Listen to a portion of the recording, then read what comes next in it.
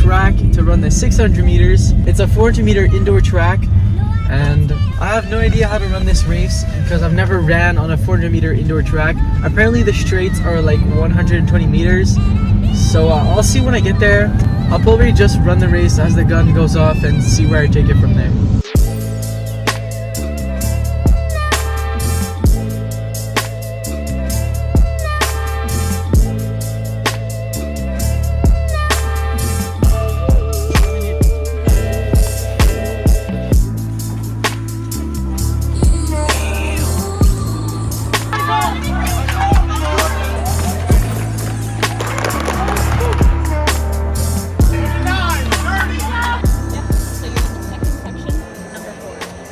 When I arrived at the track, I got a feel for the straights and bends during the warm-up. I usually always have the same routine to try to keep it consistent for every meet. With time, I developed this routine to match the level of preparation I needed before the race. I always start off with a 10 to 15 minute jog depending on how I feel, and this is when I usually join the people that I'll be racing or my friends that are in the same event. I then move on to skips, dynamics, stretches, and leg swings. This takes about half an hour to complete in total, and after that I move on to 1 or 2 accelerations in flats. After, I put on my spikes and do another 2 accelerations right before my race. This is always the moment that I'm the most stressed before my race. Any other time I feel fine, but right before and during the warm-up, this is when I start to get anxious and mentally preparing for the race at the same time.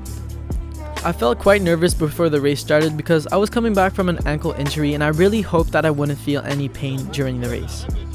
Alright, so I'm just explaining the race plan. So everyone on my team is signed up for 122 for the 600, and no matter if someone was faster or slower, they're going to be in separate heats. So I'm in this heat 2, and we have 2 rabbits. So the entire race is organized and planned so that it goes down perfectly for exactly what time we want to run and what positions we're going to be in. So hopefully it all works out.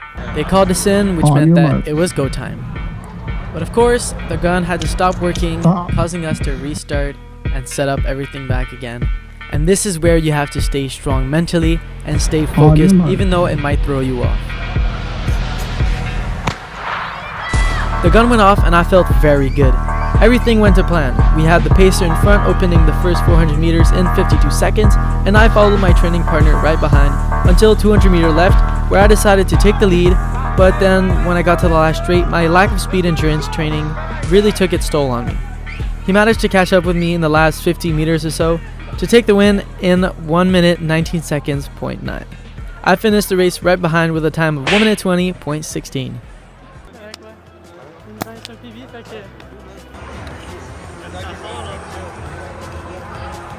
It's a PB, but I expected to run like 119. I'm 120.16, not that far off, so it's okay. Coming back from an injury, like I'm actually glad it didn't hurt at all.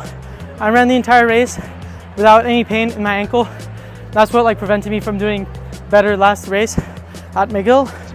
You can see here the straights are pretty long. They're like 120 meters and the bends aren't as pronounced as the other regular 200 meter tracks.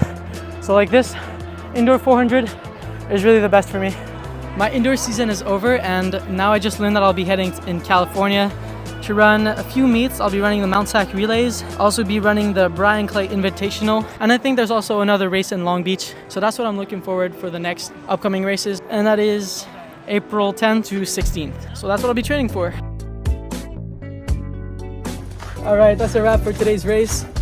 I'm satisfied with my results. I have a 3-day break until I move on to my training for outdoor season. I'm looking forward to it. I wish I could start earlier because I feel like I have so much more in me. And I just want to start training for it so that I could have a good result when I get to outdoor season.